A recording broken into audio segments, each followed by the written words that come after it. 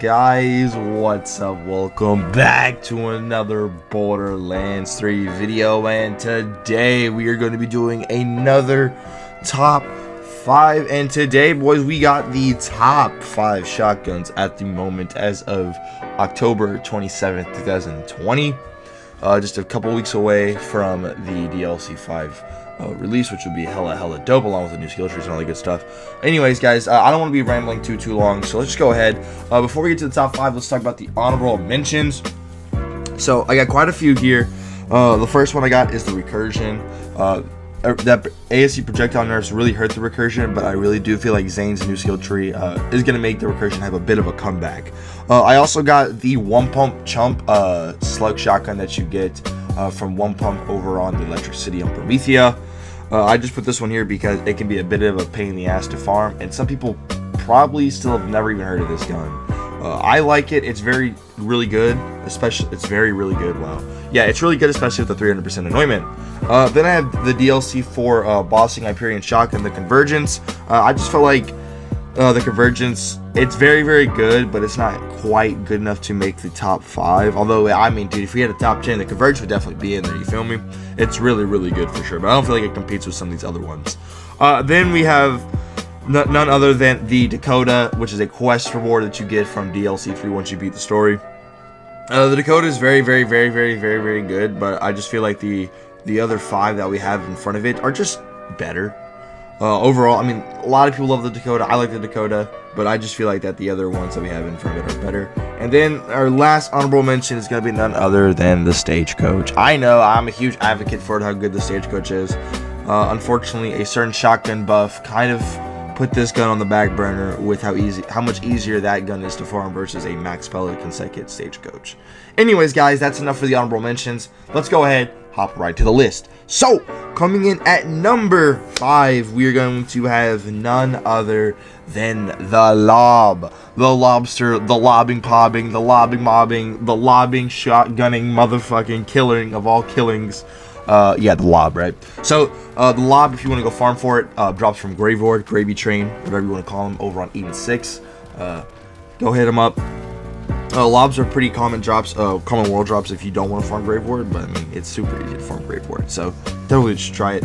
Obviously, the Lob shoots slow-moving projectiles. These projectiles are big, giant balls that do a shit ton of damage.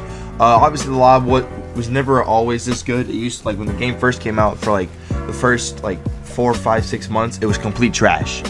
I mean, absolute garbage. You never ever had any reason to ever even touch this thing with a 10-foot pole. You practice social distancing with the Lob, right? Before that was even a thing.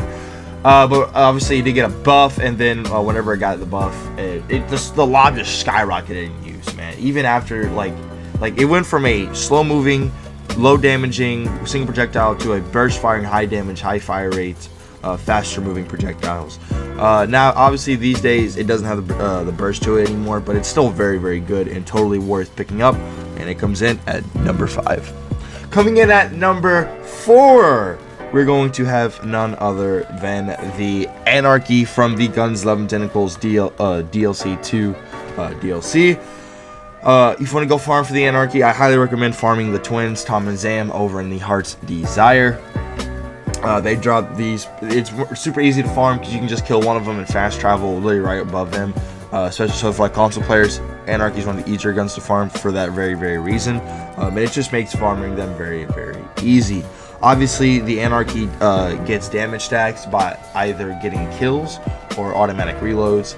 If you want to stack the Anarchy pretty fast, you can always melee cancel the automatic reload.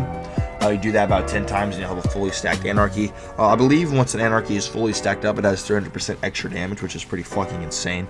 The Anarchy when it first released was by far like one of the top 2 shotguns in the game. It's not as strong as it was then. Well, it still is because it's never gotten a true nerf. But as time has gone on, some other guns have like kind of been on the same level or even surpassed it, but the Anarchy is still a complete stud. I just don't like how, like, if you go down, you lose all your stacks, and that can be kind of annoying to restack that gun up, especially if you play it on Moes. You are going to go down pretty often as a Moes player because that's kind of how it goes as a Moes player. So that is I say that's what we're using in the gameplay, but yeah.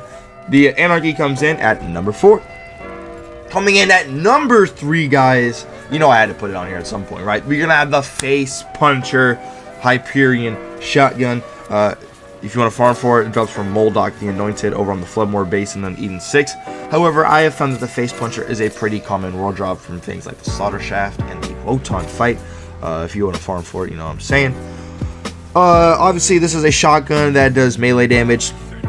The Face Puncher has been pretty good in this game almost the entire time the game has been released since September 13th of last year. Obviously, it just feels like that the Face Puncher has really never really fallen off. As honestly, it feels like it's just gotten even more use, right? Especially recently with DLC 4 and the Peregrine coming out, right? The Face Puncher traditionally has been an Amara friendly weapon. Although sometime back in the day, whenever you could like definitely stack Brawler Ward and Bloodletter, you could run like God modes because you would stack up your Brawler Ward and your Face Puncher would do millions of damage back in Mayhem 4 when the enemies didn't even have like 50,000, 100,000 health. So I mean, it was a beast then. It's a beast now, especially with as you can tell with the gameplay. There's just a lot of things that this thing can do, especially with the introduction of the Groundbreaker Guardian perk. Yeah, man, the Face Puncher was really saw an uppage in usage, man. And it just overall has had a really steady career in Borderlands 3. So yeah, the Face Puncher does come in at number 3, and it's a stud. Let's be real. A lot of people know that. But yeah, Face Puncher comes in at number 3. Coming in at number 2, guys, we are going to have none other than the Corrosive Brainstormer itself, the gosh darn Reflex. Oh my gosh, every flag player out there has got to get their hands on one. And if you want to get your hands on one, guys, this one is a Mayhem 6 exclusive, so you are going to have to go farm Genevieve over in the Ferocious Canopy, not Corrosious. I can't speak English, it's hard. But yeah.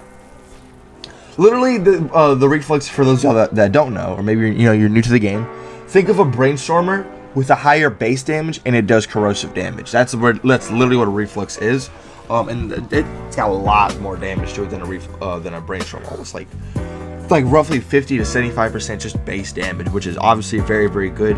Every flag player's got to get their hands on one. The top 3 anointments that I like on it are obviously Consec hits, times 14 with shock AC next to mags, and then radiation times 14 next to mags, because especially for the Guardian Takedown, this was one of the main guns I used when the Guardian Takedown first came out. You had to roll with that next to mag shock to go with the corrosive, just because they were so tanky. You had to match elements for the Guardian Takedown back then, and the Reflex was just one of the guns that was just built for it. Combine that with things like Hidden Machine, Power Inside, Megavore, Galactic Shadow. Flag players everywhere really fell in love with this puppy, and it completely shreds the game. As you can see, dude, we're cooking up these enemies in the Slaughter Shaft, dude. I feel this gun would also be really good on things like Amara. Moe's not so much, and I've never really used it on Zane, so I can't really speak for him there. But for Flak, I can definitely say the Reflex is one of Flak's best weapons in his entire arsenal. It just goes really well with him, especially that Megavore, dude. Chaining 3-shot fadeaway, you go in and out really fast. You can cycle through those ASCs like a beast, like no one ever was, like the best there ever was, the best that never was, man. The Reflex is just an overall really good shotgun, and I highly recommend that everyone at least gets their copy on one. Remember, Consec hits next to mag shock or next to mag radiations. It also only drops in times 7 and times 14 projectiles, so do keep that in mind. But anyways, guys, we got to move on to number 1, and coming in at number 1, guys, that's going to be the Hellwalker. So, obviously, I'm pretty sure a lot of y'all saw this puppy come in whenever I mentioned the Stagecoach earlier in the video. I just said that, obviously, that there was a certain buff that kind of outclassed it, and I was obviously referring to the Hellwalker there. So, the reason why we have the Hellwalker at number 1 is for a few reasons. It's easy to farm.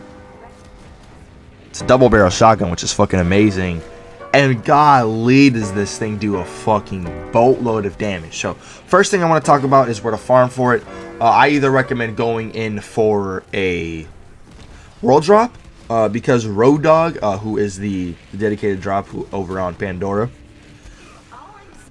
he can be a little bit of a pain in the butt to get this thing to drop. So I just highly recommend like doing farming world drops. Honestly, dude, Slaughter Shaft is probably your best way of getting a Hellwalker. But the reason why the Hellwalker, in my opinion, I like more than the Stagecoach is because all these the passives and stats on the Hellwalker are all stacked. Like they're all static, so like they're only going to drop with those numbers every single time.